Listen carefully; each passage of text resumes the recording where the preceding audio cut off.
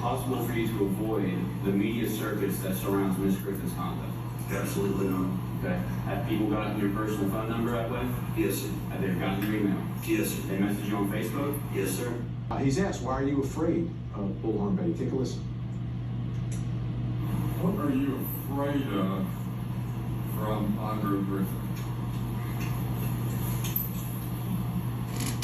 What am I directly afraid of, sir? Is that what you're asking?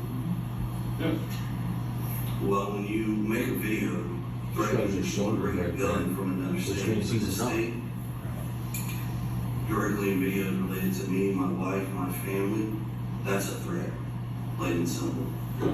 She also said she was going to bring a machete for the record. Along everybody else through this nasty, vile crap that these two people that said that they were in charge of taking care of this boy have created. I'm not going to change my opinions or my commentary to appease a government body. Just ain't happening. Just ain't happening. That's a public information officer, and just to see some updates. They could care less. Why? Because they're not working for this boy. They're working for mommy and stepdaddy. That's why. And if they're not, then they need to prove that, because the way the rest of the world is seeing it, it seems like they're working with the bad guys instead of the good guys. We got tips and... Let me be crystal clear about something. That entire family lied under oath to get those protective orders. This family has spent more time trying to silence people than they've spent looking for Sebastian. We know for a fact that there's no proof that Sebastian walked out of that home. And it makes you wonder what else they're lying about, Vinny. It also makes you wonder what would happen if Sebastian would have been able to file a protective order against his stepfather.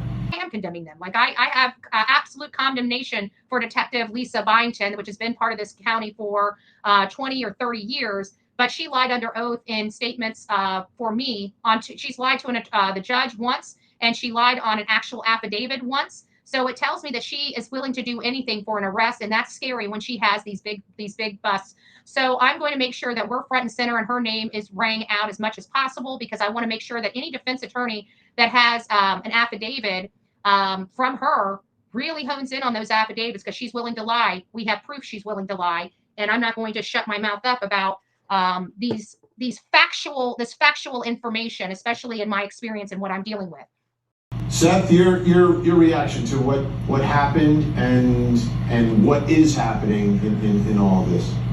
My professional opinion, I would say something along the lines of Chris and Katie did something to my son. They're using Sumner County to cover it up and to hide themselves from the actual law. And let me ask you, Seth, and we have no independent information. We know that police are saying there's no suspect, no one's been named as a suspect in any of this. But this seems to be, at least from my perspective, Seth, is it a change in the way you are seeing what has transpired through all this? Are you It's seeing the evidence. Things differently than you did before? It's the evidence. I still believe my son is alive. I still believe he's somewhere. But the fact is that he was at their house last. There is no evidence that he ever left the house.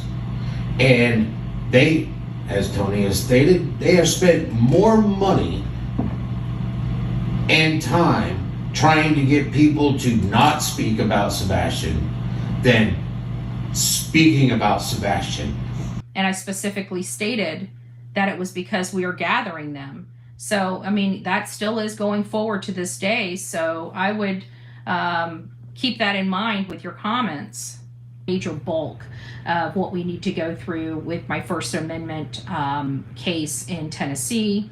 And if you guys would like, you guys know how we feel over here, a dollar a do. You don't have to like me, but our First Amendment should not be trampled on by our government. And I did nothing wrong. I broke no laws in the state of Tennessee, and I'm in jeopardy of losing my freedom over lies perpetrated by four individuals on affidavits for protective orders, even though I'm not their family and we've had no domestic relationships at all. So we've got some problems. I want to impress that if you don't like somebody's commentary, it's perfectly fine. Change the channel. Quit engaging in the drama. And Katie won't come out and speak, won't ask for help to find Sebastian. I really have to say that she never loved her son.